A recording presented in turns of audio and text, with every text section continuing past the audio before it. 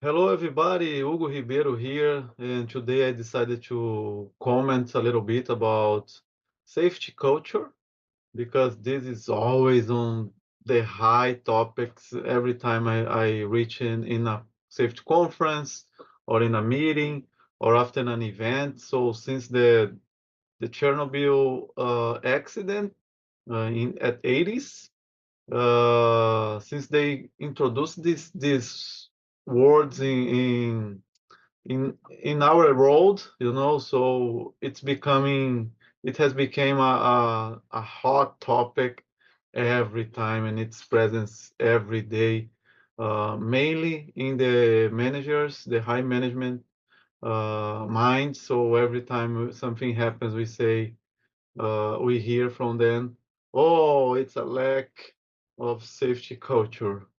So what could be the interaction between HOP and the new view or human factors with the safety culture?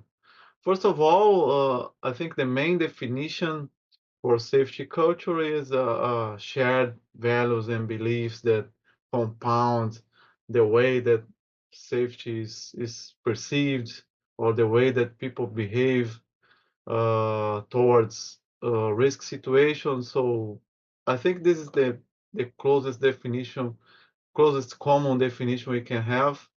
Um, by the way, in HOP, we try to define or to mention that it's the way we do things, including the operators, the shop floor employees, avoiding blaming and trying to see safety as a emerging characteristic of the operations. I think that's the way I would define HOP. So I think we could have both, and that's the idea here. That's the idea that I want to comment based on the some papers that I checked, and I see that it's, at least in my opinion, it's always going to be an issue.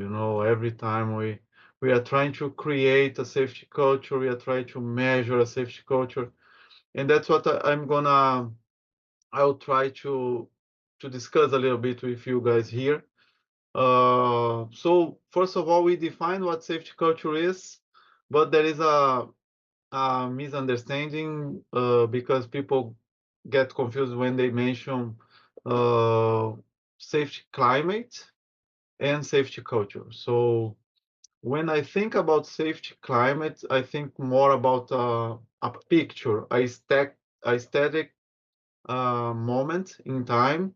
So as you take a picture of something in a system, and it shows how people are feeling about safety or how they feel safe or not at that very moment.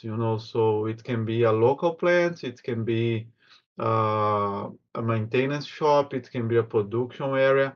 So it's related to a specific moment in time. So if we take the time as a tube, it's a row in the tube as you watch only that very first moment. So that's the climate safety.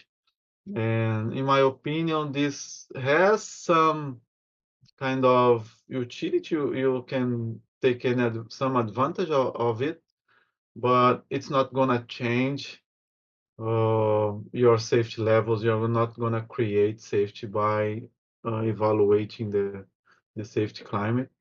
And the safety culture is something more resilient on time. So it would be at the same tube, not you looking at a row in the tube laterally, but looking at the tube as a total. So you could see a bigger space of time, and you could see a more resilient aspect from the company. So it's people used to say that it's the way we do things here.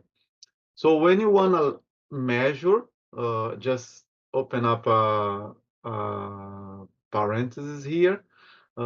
Safety different, segurança diferente has a has this in our portfolio, so we can measure the safety culture. We can help you to implement HOP. We can help you to do learning teams. We can provide HOP training and learning team training in Spanish, in Portuguese, even though most of our trainings are here in Brazil related to those languages, but we can provide it in English, French, Portuguese, and Spanish that are the languages that I speak.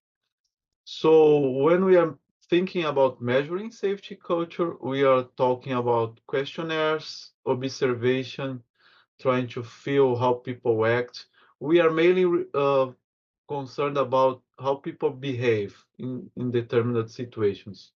So measuring safety culture is nothing more than measuring behavior. And that's my criticism about it because I believe that we could do better. I truly believed in the safety culture concept, but I think the way we should measure it should be different, and I'll talk a little bit about it. I think we could use the same tools. You could interview people, you could watch them working, you could take a look at the procedures, but I would include the human performance in this observation, and I would include this in the concept. So how people I would measure the safety culture in a new view way, including the perceptions of the shop floor, the perceptions of the leadership management, and not only their behavior, because in human performance, here we have a nice interaction. In human performance, we believe that the context guides and drives the behavior. In safety culture, we think that the behavior, it's not clear if the behavior creates the culture or if the culture drives the behavior. So that's something that is not, it's gray yet for for most of the organizations. So if you think that the culture defines how people will behave, it becomes tough. It's tricky because if you are bringing somebody inside, some new employee or new operator to the company, the environment, you think that they will be absorbed by the culture and they will behave the way we want. On the other hand, if people are behaving in a different way, we think that the culture is being affected. So it's not easy. It's something that we need to study more, and I'm doing this. Most of my time now is dedicated to study the safety culture and the interactions and the nuances of it. Uh, and this is and now it's what's taking most of my time. It's where I'm struggling more to understand. But I think that we should measure it in a human performance way, since we need to understand the context, and how my main goal when I'm measuring safety culture is understanding if the company uh, directs their best resource, being this like money, structure, people, management, everything, to create a better context, a safer context. So for me, a company that has a safety culture, develop a strong safety culture, is concerned about creating the best context in order to create a better behavior from people. So it a safety culture that is strong and useful creates and makes the option of being safer easier than the opposite. It's not only expecting from them that they will decide, they will have the risk perception to do what we expect. So I don't know if it's clear, but that's my opinion, my view about safety culture.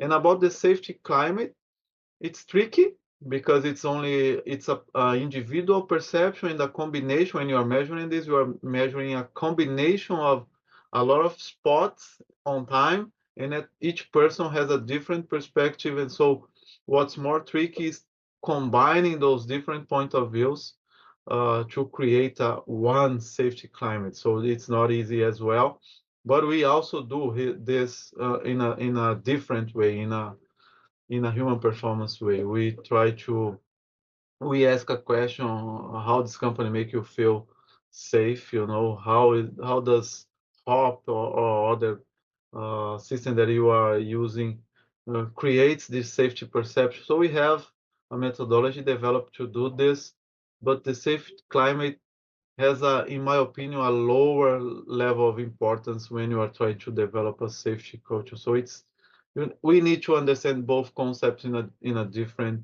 perspective because they are totally different and they have different approaches and different impacts in our safety systems.